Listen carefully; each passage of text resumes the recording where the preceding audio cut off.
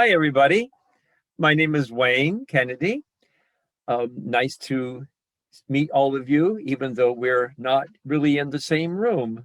Um, I actually am from the Midwest. I'm an only child, farm boy from Southern Illinois. You can look that up on your map at some point if you want. But I moved from the Midwest to New York about 23 years ago. So my background is the arts, basically, because I was very involved in theater in Chicago and education as well. So at some point, I decided to go to the big city of New York and moved in 1996, right after a huge snowstorm. But I've been in New York ever since 1996. I've been teaching college, I've been in the theater as well, and I'm currently an instructor with the English Language Institute at the College of Staten Island. And I look forward to meeting all of you at some point as well. Welcome.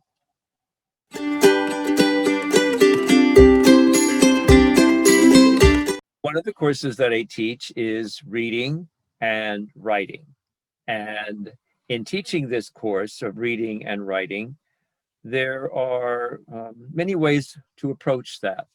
I'm sure that, I grew up, to share a little anecdote with you, all of you. I remember growing up and reading and writing was something that you had a textbook and you opened that textbook and you were supposed to do XYZ homework um, and or a grammar exercise. But the approach that I prefer to use with everybody, because reading and writing, let's just face it, it's really important in any language. It's a very important means of communication. So there are many goals and objectives to this, but I think going forward, it would be important to share that information with you.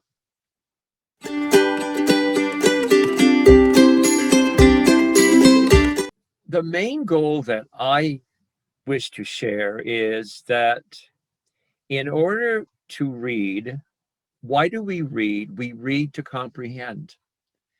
And comprehension, thus, is basically a main goal. So you do that through fluency, through various reading strategies, and comprehension. And that means understanding vocabulary. Whether it's an article, a newspaper article, if it's more technically driven material. Listen, even if it's a classical story, every form of reading has vocabulary that you may or may not be familiar with. So understanding vocabulary enables better comprehension.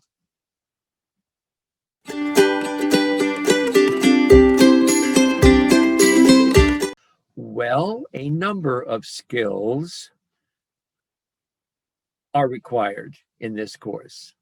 When I say required, it doesn't mean that in order to pass the course, you must do X, Y, and Z. I look at requirements as something that enables you to enjoy the course. And these skills that are involved are also life strategy skills, if you want to put it that way. What I mean by that is that reading is not just lifting the words off the page. It's actually bringing the text to you and you to the text. Because all of us have lived a certain amount of time on this planet. We've lived a life that's connected to our surroundings and our culture. And so the various skills that you have are things that to raise awareness, if you will, of maybe not, yes, skills of comprehension, main ideas, details, and also, I guess basically, how do I say this? I I don't want students looking at me as being the one who's just informing. I'm being informed by you, the student, as well. That makes a very interactive class, whether it's in the classroom or online. So I think a major skill here is to get the gist of something. You may not know every word, what it means, but you don't have to know every word. But it's important to understand how to understand the gist of something. That's the number one skill. And there are many more to go on.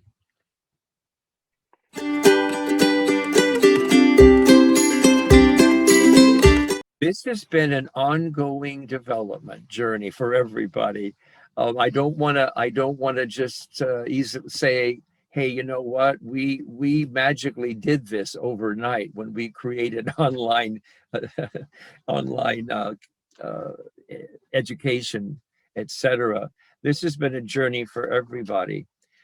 But I would like to share that this isn't just a one-way thing. While teachers are very prepared academically, have done their research, put a syllabus together, etc., we have also, as a staff, become very sensitive to our environment of our students, a community. So what I want to say is that when we're very conscious of how students can learn in many different ways. So one very important thing is that we we are a community of learners, and communication, language is communication, and language enables us to become a community. So I, as a teacher, instructor, also see myself with different roles, maybe more of a coach to inspire or to connect people to the life of language. Living language isn't just, as I said earlier, just something on a page. It connects to everyday real life situations.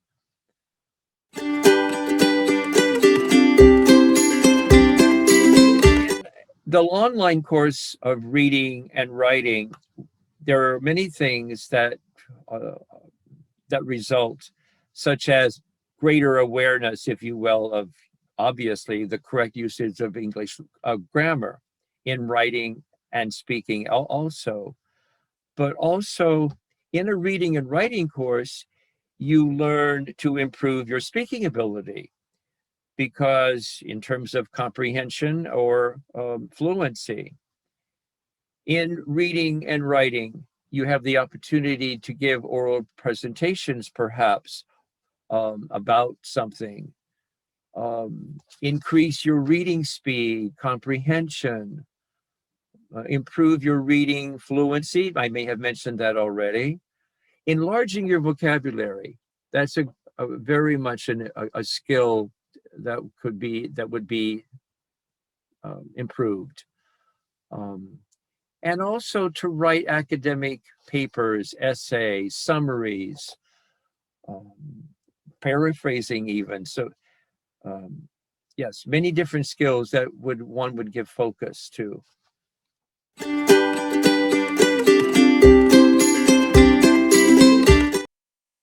The difference between an online writing class and a campus, on-site campus, the same material is available. And for me, the approach of being not just seen as an instructor with all information, because that I am not that, but it's different in the sense, one difference is that on campus, classroom, physical involvement, interaction isn't as spontaneous. There are many things that come up, many topics, many thoughts, because the person next to you is right there. There's an immediacy. that does not occur online. And yet, if sometimes I think that students and teachers think that, oh, I wish that I could have just the back to the classroom. I think we've all learned and evolved. There are benefits to both. There certainly has. We've evolved in our teaching methodology in a different way, online from on site. I like both, and they both benefit our students in many different ways. One of the things that I notice out of this is that outgrowth is that we are a more global society today, and we are able to communicate with people across the world. And so we need to be able to articulate our ideas both directly involved, face to face, and also globally through the internet. So I think this has given us that experience because both are very important today. So everyone, it's been a pleasure to meet with you and speak with you today. I hope that you're as inspired to join us in our community of learning as I have been inspired to be a part of the community of learning also. I look forward to meeting you in the near future, whether in class or online. And so welcome to the College of Staten Island, City University of New York.